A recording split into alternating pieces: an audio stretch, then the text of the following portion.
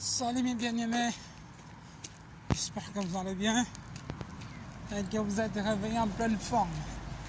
J'aime bien cette phrase, j'aime toujours les répéter, que les bontés de l'Éternel se sont renouvelées encore ce matin. Parce que lorsque nous étions en train de dormir, nous étions comme des morts. Parce que nous ne savions pas qu'est-ce qui s'est passé quand nous dormions. Donc, ce matin, en faisant un peu de footing, je voulais vous partager un petit mot qui m'a fait du bien ce matin lorsque je dormais. J'ai entendu dans mon esprit ceci. Lorsque tu passes de relations amoureuses en relations amoureuses sans succès, lorsque tu passes en amitié sur amitié sans succès, des églises en église sans succès,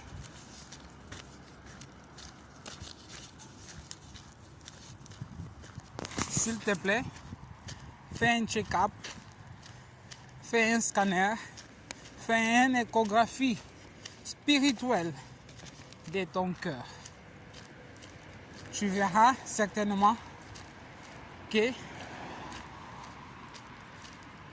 tu as emmagasiné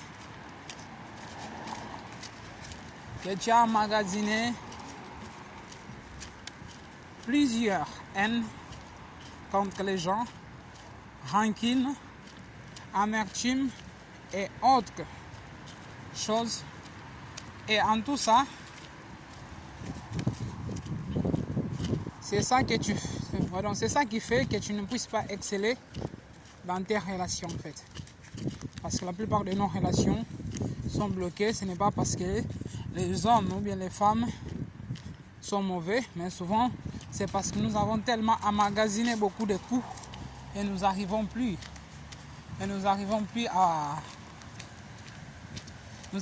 à faire confiance. Donc, nous n'excellons pas avec les autres, ni même avec Dieu.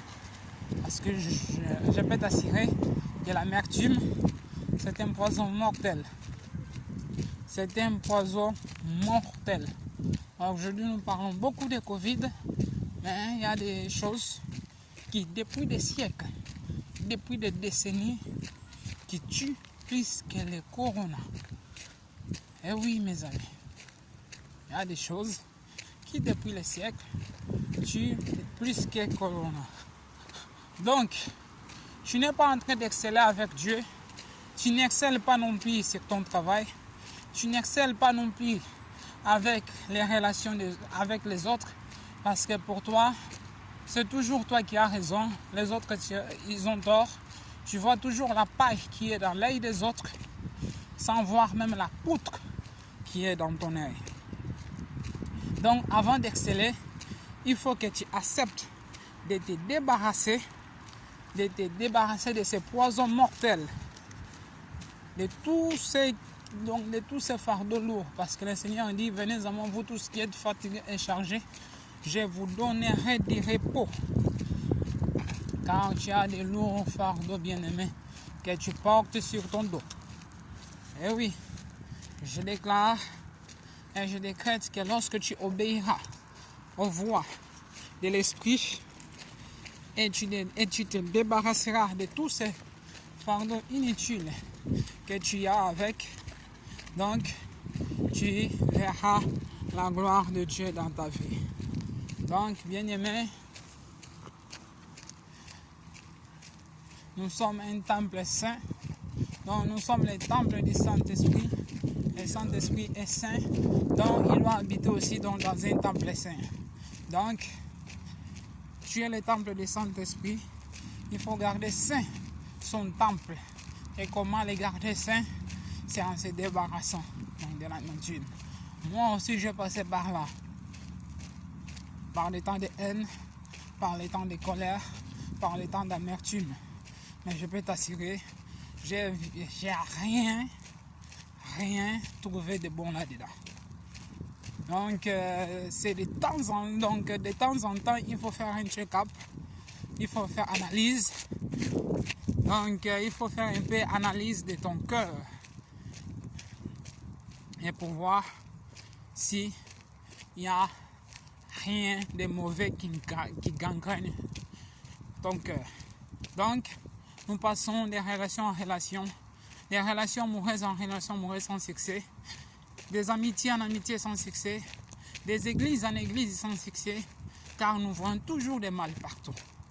C'est vrai, les gens ne sont pas parfaits, ni moi, je ne suis pas parfait, ni toi non plus, tu n'es pas parfait. Alors, seul Dieu est parfait. Donc, on a cette attente que nous serons parfaits un jour, dans les ciels, dans les airs.